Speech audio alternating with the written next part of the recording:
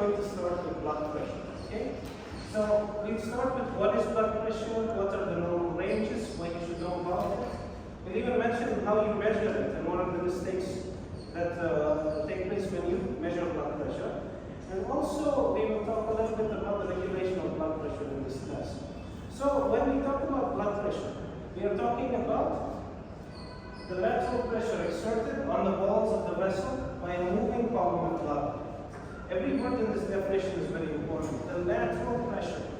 That means if you look at a blood vessel, there's pressure of the blood when it moves forward. But then there's also pressure that is exerted laterally on the walls. When we speak about blood pressure in the clinical context, we usually mean the lateral pressure exerted on the walls of the vessel by a moving column of blood, meaning the blood has to be moving.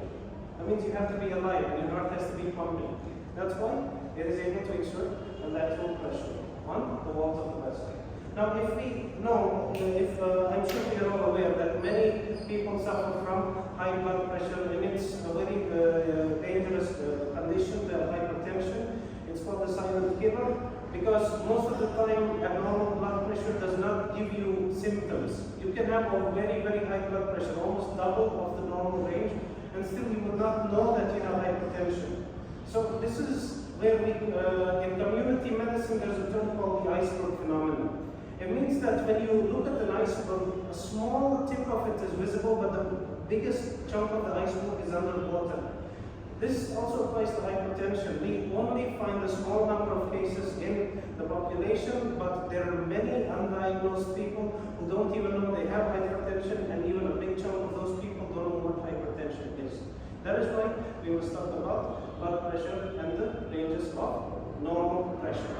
So when we look at the normal range of blood pressure, we will express it in terms of millimeters of mercury. Millimeters of mercury.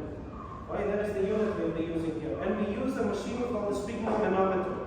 All of you can see the sphygmomanometer over here. Okay, this is how we measure blood pressure in the clinic. And this is the traditional mercury-based sphygmomanometer. It has a mercury reservoir and a column over here. And we will be able to use this to measure blood pressure. We'll talk about this in the practical class, but I just wanted to show you how this is used. And we use a stethoscope also to hear certain sounds when we measure blood pressure. So, when we look at blood pressure, it is expressed in millimeters mercury, and usually we will take the pressure from the right arm. We like the right arm.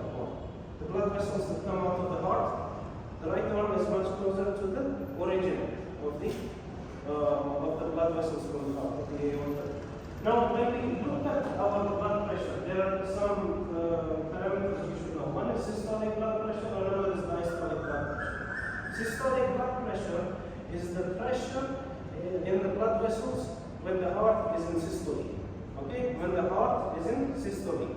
So, when the ventricle contracts, blood is ejected into the aorta, into the major vessels, and that is going to cause the maximum pressure in the vascular tree, and that is known as systolic blood pressure. Diastolic blood pressure is the lowest pressure actually during cardiac cycle in the vascular tree, and it happens when the ventricle is in diastole.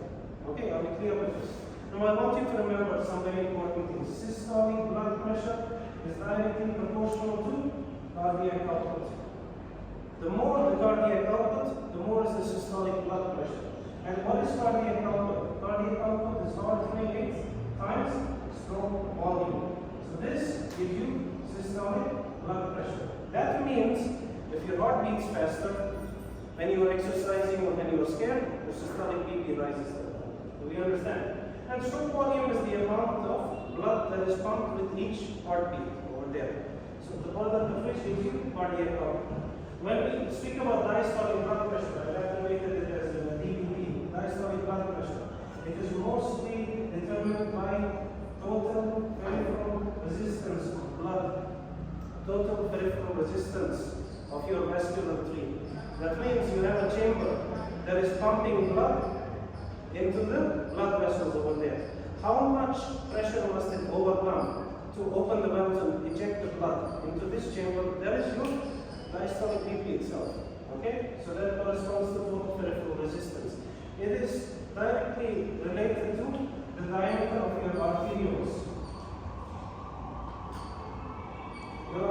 arterioles have a certain diameter. Okay, remember that. If the arterioles are dilated, there is less resistance in the vascular circuit and less total peripheral resistance.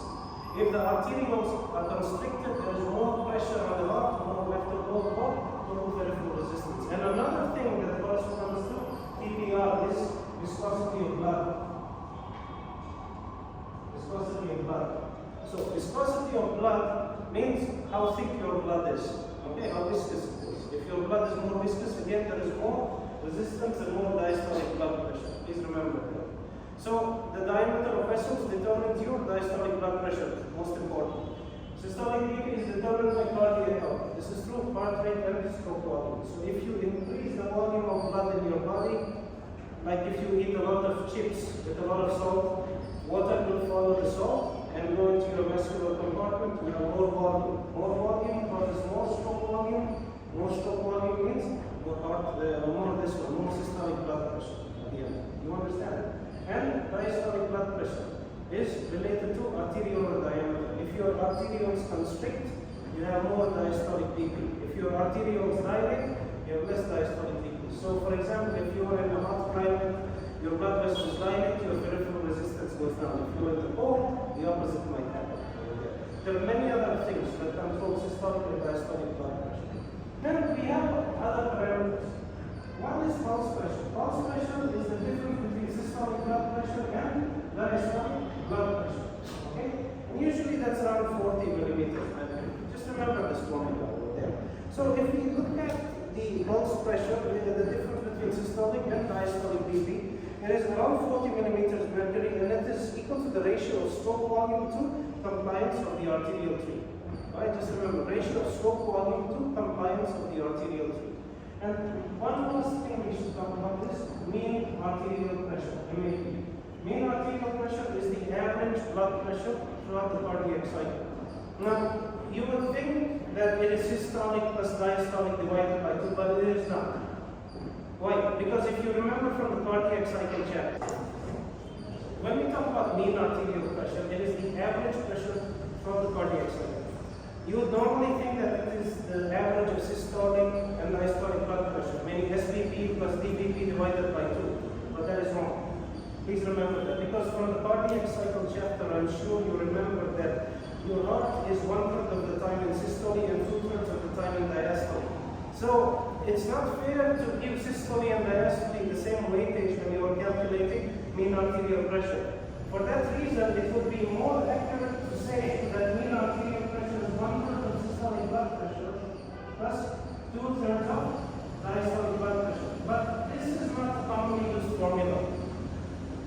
More commonly used formula is when we just use this formula about pulse pressure and substitute it for SBP. 1/3 of diastolic plus pulse pressure.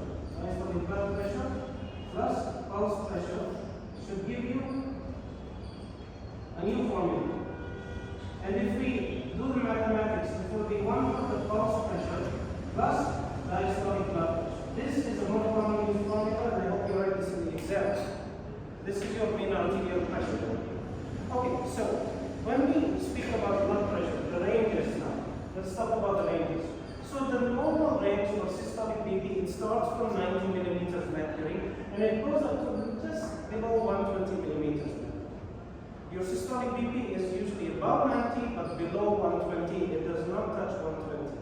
And the diastolic blood pressure is always below 80. It starts at 60, ends at 80. Below 80, to be 79 millimeters mercury. So if you are 120 millimeters mercury, you're actually in the elevated zone. You can see the range over here.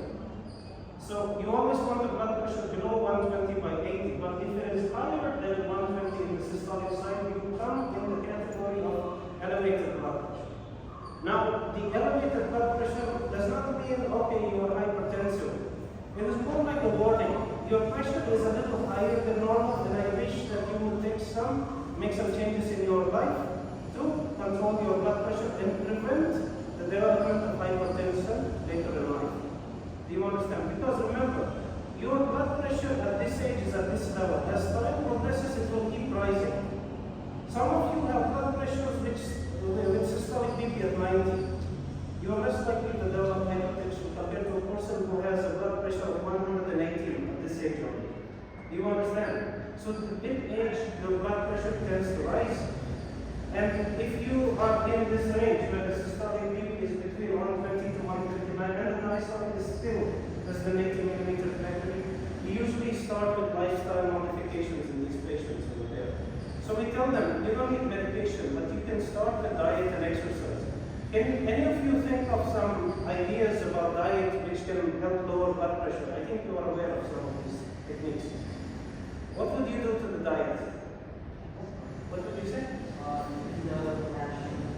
Okay, so there is some research that higher potassium levels do. And if you supplement with potassium in your diet, you will definitely lower blood pressure. That's very good. Anything simpler? Huh?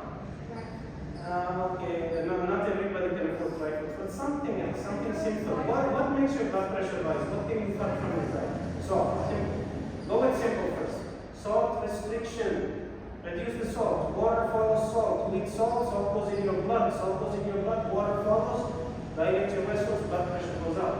So salt restriction is one of the keys over there. Remember, okay? So the simple things like diet and exercise. So you want to make a person exercise at least 25 minutes a day or 5 days a week, and it will definitely make a change in their life. And as they also lose weight, if you tell them to lose weight, there will definitely be a reduction in the blood pressure. As they lose weight, there will also be a reduction in their blood pressure over there. So these are the changes for, you make for elevated blood pressure patients. Now, if you are between 130 to 139 systolic, the diastolic is somewhere from 80 to 89. This is stage 1 hypertension. Usually we start medication with these people. Okay? Just remember, so we start them on a drug. Depending on the condition of the patient, you learn more about this in medicine. And then you have stage 2. This is where you have more than 140 millimeters of mercury, and the diastolic is more than 90 millimeters of mercury over here. And hypertensive crisis is where you have very high blood pressure, about 180 systolic and about 130 millimeters of mercury diastolic. Okay? Now, if you have symptoms and you have a high blood pressure like this, usually we admit those patients in the hospital and take extra care of those people. Okay? They will have symptoms of hypertension, such as getting a headache, getting blurriness of vision. You might even have some chest pain. These are some warning signs that maybe the blood pressure is too much that their heart and their brain cannot handle it so well. Remember, hypertension affects many major organs. One is the heart, and one is the brain, and another is the kidneys. So high blood pressure in the brain can actually rupture a vessel and maybe even give rise to a stroke.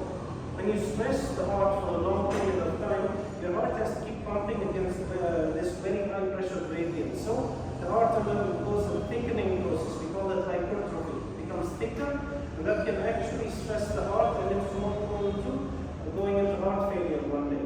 And then you have other conditions that control your blood pressure, but we won't worry about that. Okay, the kidneys also. Remember, high blood pressure can actually impact your kidneys and affect the health of your kidneys. And if you don't take care of your blood pressure, maybe who knows, one day the person might be on dialysis in such cases. So, blood pressure you should know how to measure, how to categorize the people, and how to start treatment. Treatment you will learn in other classes of pharmacology and medicine. Okay.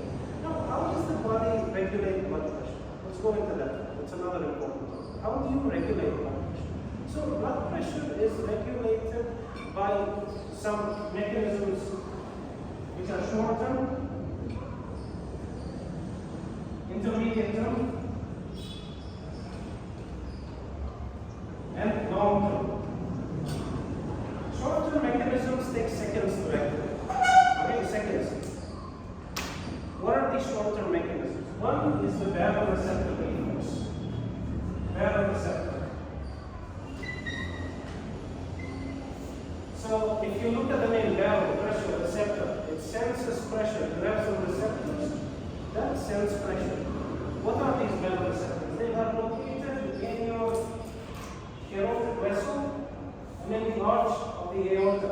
Remember, where the aortic vessel bifurcates, you have some special baroreceptors that are located in the wall of the vessel. And you also have some receptors which are located in the Now, they carry signals and they tell the brain how much your blood pressure is. We have the ninth nerve and the 10th nerve. Which is this ninth nerve? It is called the loss of pharyngeal nerve. And the 10th nerve is the vagus nerve over here. So, how do these receptors work? They sense pressure changes, especially stretch on the vessel. The more the blood pressure, meaning the more the lateral pressure on the wall of the vessels, the more is the stretch. So these receptors are actually susceptible to deformation because they are located in the wall of the vessel. So when the wall stretches, these receptors, which are almost spring-like in appearance, they twist like a spring that twists over there. And this causes the opening of special channels, sodium channels, which are sensitive to stretch. Because you deform the shape, you are going to open these channels. And if you remember, sodium outside the cell is 140 millimeters mercury, and inside the cell it is 14. When you open the channel, sodium will want to go along its gradient into the cells. So in this case, into the receptors, make the cell positive, and that's going to give some signals to the brain. We understand? So it goes to the brain stem over here. The baroreceptors, mostly their function is to try and lower blood pressure whenever it rises. Okay? Just remember, baroreceptors get activated when the blood pressure is high, and they try to lower the blood pressure. So how does it work? The baroreceptors, these give signals to the brain. And to which part of the brain? There is a very important part of the brain called the nucleus tractus solitarius. Okay? Nucleus tractus solitarius. And this nucleus tractus solitarius has very important connections with different parts of the brain. One is it has connections with your caudal, ventral, lateral, medulla. CBLM. Caudal, lower, ventral, front, lateral, on the lateral. Lower, front, lateral, medulla. So in the medulla, in the brainstem, you are having a special important nucleus called CBLM. And this CBLM controls another part called the rostral, ventral, lateral, medulla. Okay, this is also known as the vasomotor center. Okay, rostral means above, caudal means below. Remember that. So, from the ninth and 10th nerve to the nucleus tractus solitarius to the caudal, ventral, lateral, medulla. Then from there to the rostral, ventral, lateral, medulla, which is also known as the vasomotor center. This is able to control the diameter of vessels. And from the vasomotor center, signals go to the intermediate lateral gray horn of the spinal cord. Now, let's talk in detail about this. There's some more. There's another factor. What I want you to remember is the RBLM, also known as the vasomotor center, is always trying to work. And what's it trying to do? It's trying to reduce the diameter of your vessels. It gives signals through its nerves, through the spinal cord to the blood vessels and cause vasoconstriction. It tries to raise blood pressure. Okay, vasomotor, think like that, vasomotor. Now what happens is, these action potentials go to nucleus tractus solitarius. When the blood pressure rises, remember, baroreceptor tries to lower BP. So when the blood pressure rises, it is going to cause the stimulation of the nucleus tractus solitarius. Now the nucleus tractus solitarius is going to be like, okay, CBLM, I sense disturbance in the pressure, in the force in this case. So this is where the CBLM is stimulated. It says CBLM, do something. Do something. So it's stimulated. The NTS gets the signal, it tells the CBLM, activate. Do your job. So what's the job of CBLM? CBLM's job is to stop rostral ventral lateral medulla, also known as VMC, from raising BP. It says, no, you stop the work, you let the blood pressure just fall. You understand this? So this is one of the main things. Just for 40 minutes or 20 minutes? 20 minutes. Okay, we'll finish the last part. Okay, just for the Then the other thing that the nucleus tractus solitarius does is it has connections with the cardiovagal center. The cardiovagal center, also known as the cardio-inhibitory center. Now, if you think vagus, you think parasympathetic. And you know parasympathetic is the rest and digest part of our autonomic nervous system. It activates when we are resting, when we are relaxed, when we are comfortable over there. So that means here this is going to try and lower your heart rate. Do you remember how tone of the arterioles controls diastolic BP? Heart rate controls cardiac output, systolic. So you can see that by activating your cardiovagal center, it's going to slow down the heart and finally